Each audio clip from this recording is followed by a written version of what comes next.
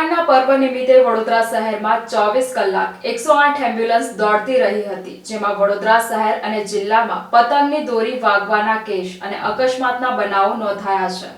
ઉત્તરાયણ પર્વ નિમિત્તે વડોદરા શહેરમાં 24 કલાક 108 એમ્બ્યુલન્સ દોડતી રહી, જેમાં વડોદરા શહેર અને જિલ્લામાં પતંગની દોરી વાગવાના કેસ અને અકસ્માતના બનાવોમાં ટોટલ 260 દર્દીઓને દવાખાને પહોંચાડવામાં આવ્યા હતા અને 328 કોલ ઇમરજન્સીમાં નોંધવામાં આવ્યા છે, જેમાં 35 લોકોને પતંગની દોરી વાગવાના બનાવો નોંધાયા છે। તેની વચ્ચે પતંગની દોરીના કારણે 5 લોકોએ જીવ ગુમાવવાનો પણ વારો આવ્યો છે, તો અનેક લોકોના ગળા કપાતા સારવાર માટે ખસેડવાની ફરજ પડી છે। સવારથી જ અલગ અલગ શહેરોમાંથી ઇમરજન્સી ફરિયાદો મળતા 108 એમ્બ્યુલન્સ દોડતી રહી હતી। સાથે વડોદરા શહેરમાં ઉત્તરાયણ પર્વને લઈને ગળા કપાવવાની 6 ઘટનાઓ સામે આવી છે। આ પૈકી 5 વ્યક્તિની સારવાર ચાલી રહી છે, જ્યારે છાણીના 35 વર્ષીય મહિલા મધુરી કૌશિકભાઈ પટેલનું દોરીથી ગળું કપાવવાથી મોત નીપજ્યું છે। શહેરમાં એક બનાવ ધાબા ઉપરથી પડી જવાનો સામે આવ્યા છે, જે વ્યક્તિ હાલમાં બેભાન અવસ્થામાં છે।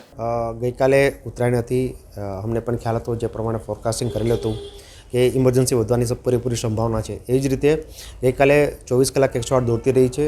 વડોદરા શહેર અને જિલ્લાની વાત કરીએ તો ટોટલ 260 જેટલા પેશન્ટ અમે હોસ્પિટલમાં શિફ્ટ કરેલા છે અને 108ની અંદર 328 જેટલા કોલ ઇમરજન્સી નોંધાયેલી છે, જેમાંથી 260 જેટલા હોસ્પિટલની અંદર અમે શિફ્ટ કરેલા છે। બાકીનાને જે ફર્સ્ટ એડ અને નાના મોટી સારવાર કરી અને અમે સેવા આપેલી છે।